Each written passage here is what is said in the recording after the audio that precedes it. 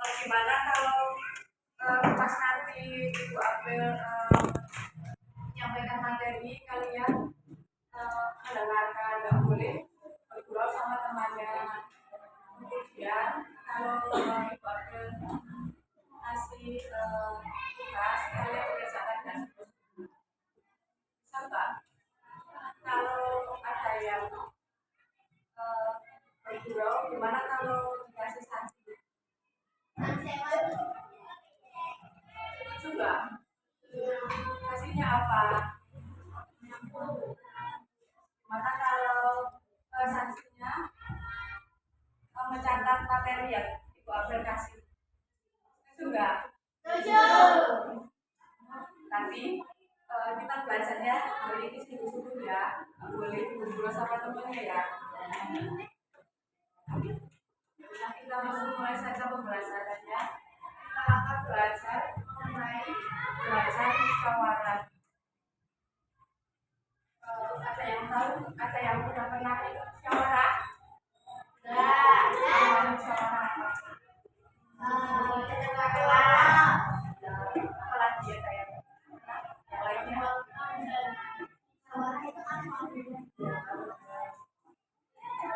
Masih kalian masih ingat nggak Pancasila yang keempat? Bunyinya gimana? Nah,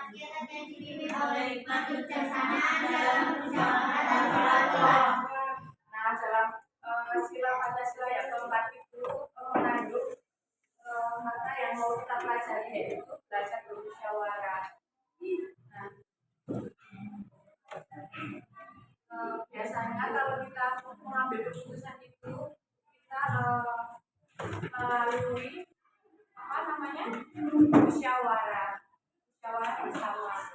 Ada yang tahu nggak musyawarah itu apa?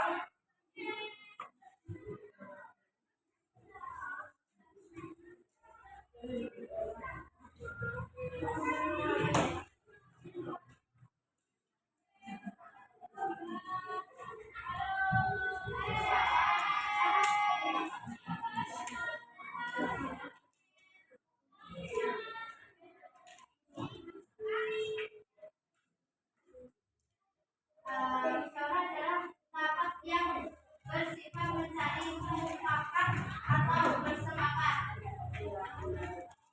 Hari ini kita akan mempelajari tentang belajar musyawarah. Nah, Bu April mau menyampaikan tujuan dari pembelajarannya, yaitu satu, peserta didik mampu memahami musyawarah untuk mufakat. Kemudian yang kedua, peserta didik akan mempraktikkan kegiatan musyawarah yang ada di lingkungan.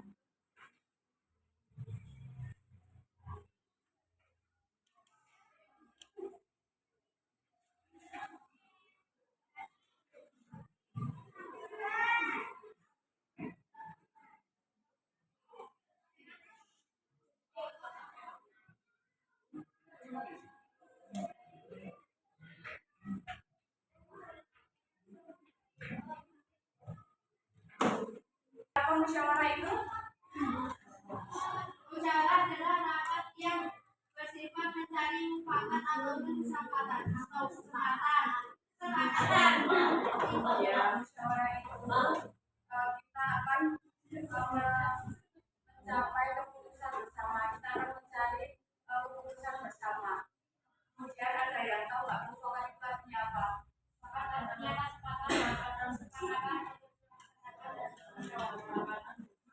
Ya, mufakat itu artinya kesepakatan. Kemudian musyawarah mufakat itu adalah perundingan bersama-sama untuk memecahkan masalah bersama sehingga mencapai keputusan bulat yang akan dilaksanakan bersama. Jadi musyawarah itu kita membahas masalah yang akan kita bahas untuk mencari solusi mencari keputusan bersama-sama.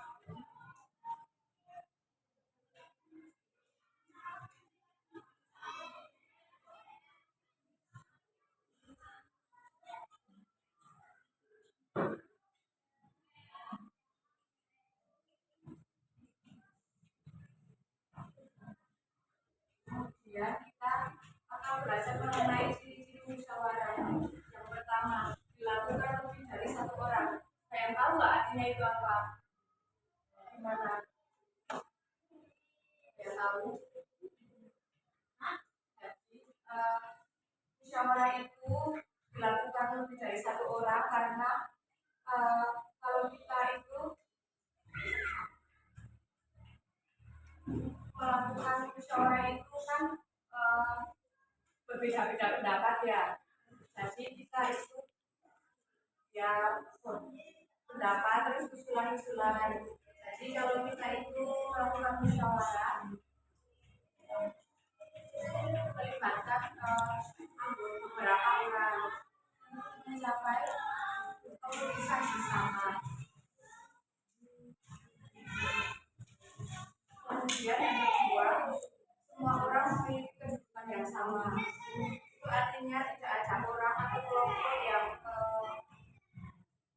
memiliki kepentingan yang harus diutamakan. Jadi dalam musyawarah itu semua orang atau golongan itu memiliki kepentingan yang sejajar.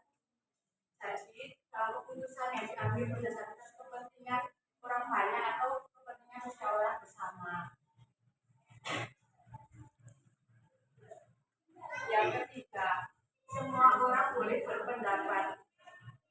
Itu karena semua orang mempunyai kedudukan yang sama, jadi tidak ada pihak yang dilarang atau dilarang untuk menyampaikan pendapat.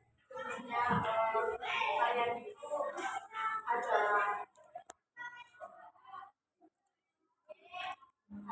pemilihan ketua kelas. Jadi kalian itu boleh berpendapat. Kalian itu boleh memberikan usulan. Tentunya kita memilih untuk ketua kelas itu siapa, Mas Bapak atau wakil ketua kelas Mas Saka gitu. Kita itu mempunyai kedudukan yang sama, jadi setiap orang itu boleh berpendapat. Kemudian yang keempat, harus menghargai peserta musyawarah yang lainnya. Jadi setiap orang itu memiliki pendapatnya masing-masing, memiliki usulannya masing-masing. Jadi kita tidak boleh mencela pendapat dari teman kita. Kemudian yang kelima, musyawarah mufakat berarti keputusan yang dilakukan melalui diskusi. Nah, itu artinya kalau kita itu melakukan musyawarah tapi kita belum mendapatkan mufakat, kita boleh melakukan voting. Saya tahu nggak voting itu pemungutan suara. Ya. Jadi melalui voting itu biasanya suara yang paling banyak itu adalah keputusan bersama yang harus kita terima dalam semua anggota musyawarah.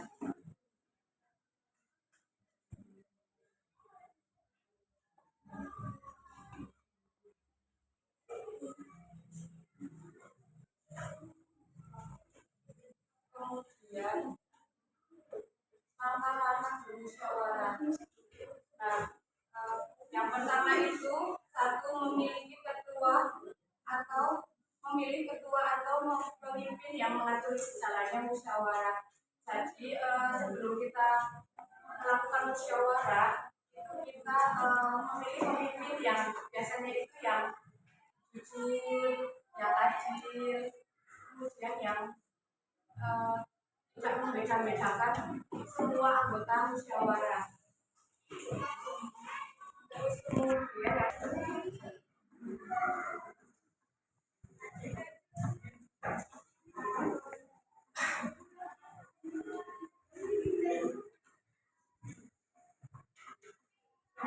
sifat pemimpin dalam bermusyawarah. Nah, pemimpin yang baik itu dalam bermusyawarah adalah pemimpin yang dapat mengkoordinasikan rapat. Kemudian pemimpin yang bisa menetapkan kebijakan dan mengambil keputusan berdasarkan musyawarah dan mufakat. Sifat-sifat dari pemimpin musyawarah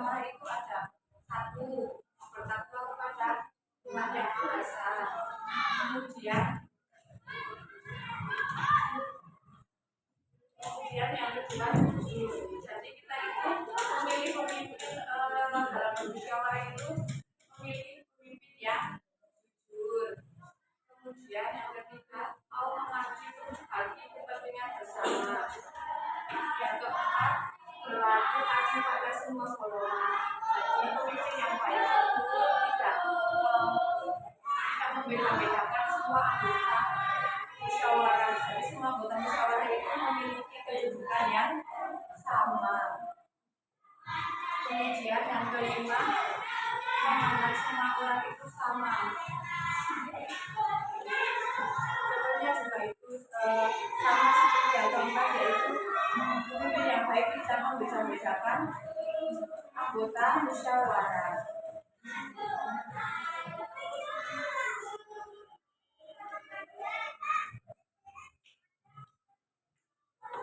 Kemudian manfaat musyawarah, ada yang tahu nggak manfaat musyawarah?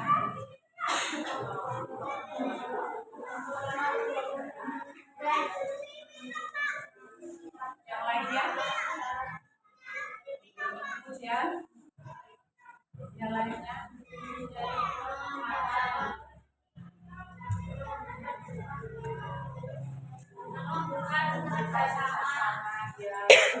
Dalam bermusyawarah itu kita bekerja sama, kita mencari pendapat bersama-sama. Ya, apalagi bahasanya.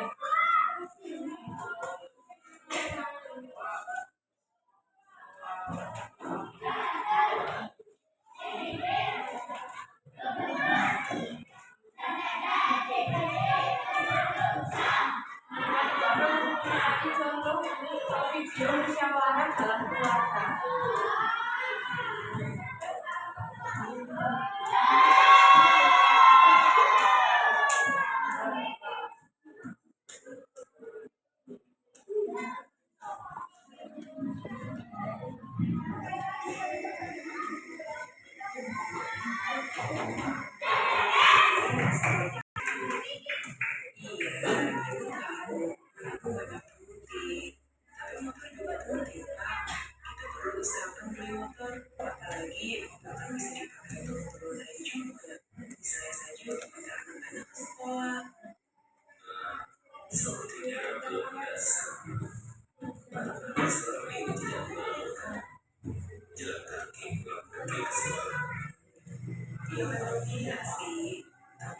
Memberikan soal, nah soalnya itu kalian berkelompok ya.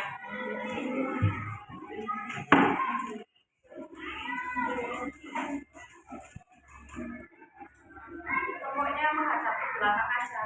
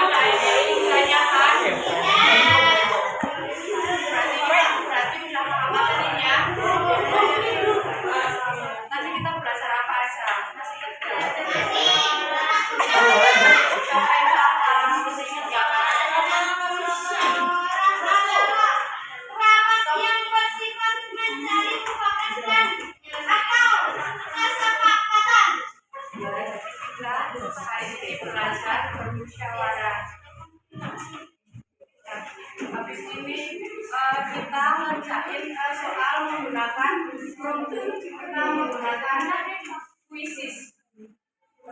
Dibuka ya.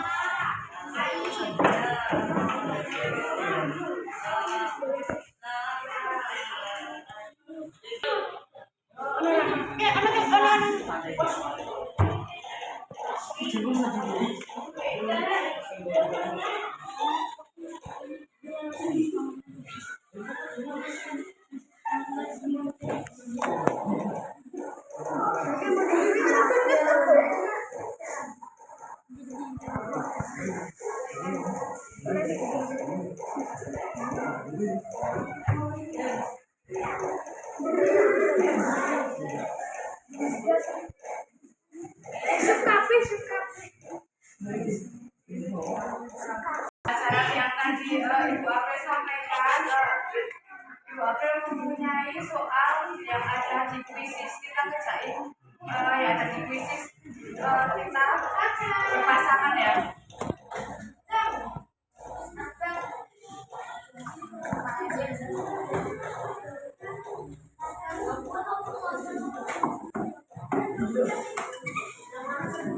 Kita mulai ya.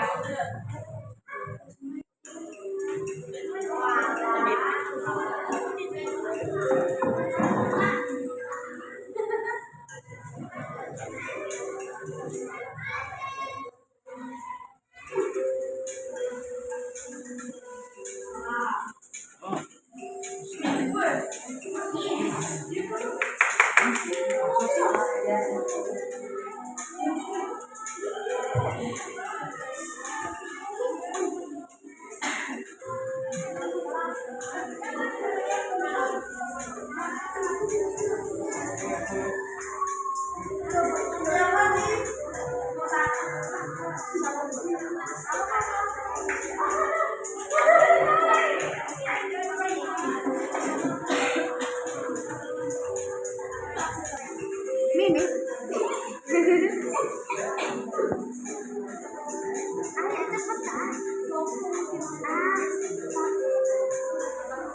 Itu loh,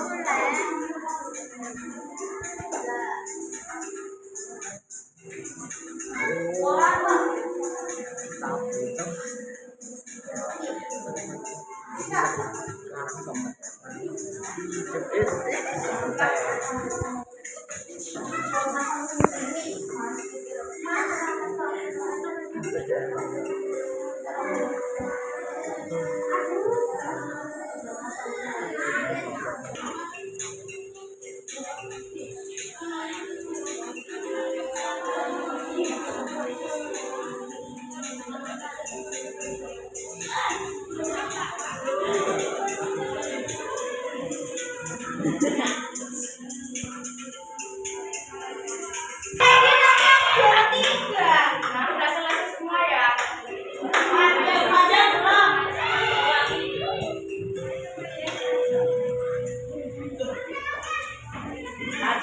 Baca dulu.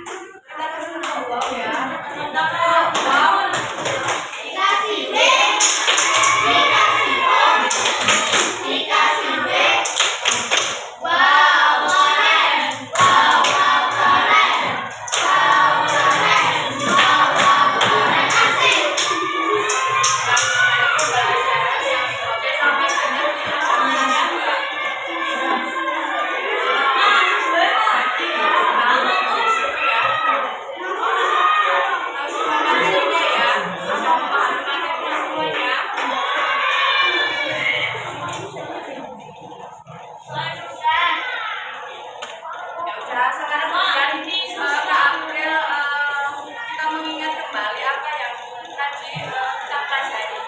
Saya masih ingat nggak musyawarah itu apa? Musyawarah adalah rapat yang bersifat mencari mufakat atau kesepakatan.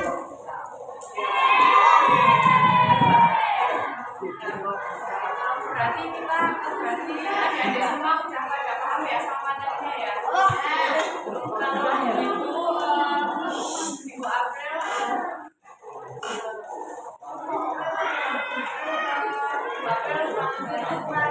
itu pembelajaran pada pagi hari ini buat kelas 6 minta tolong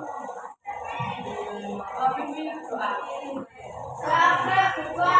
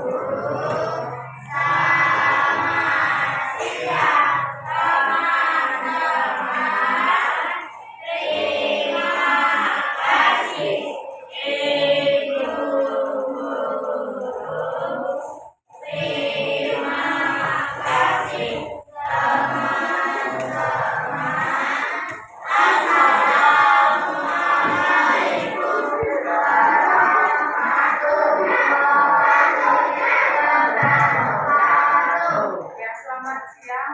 Sekian dari Ibu April. Wassalamualaikum warahmatullahi wabarakatuh.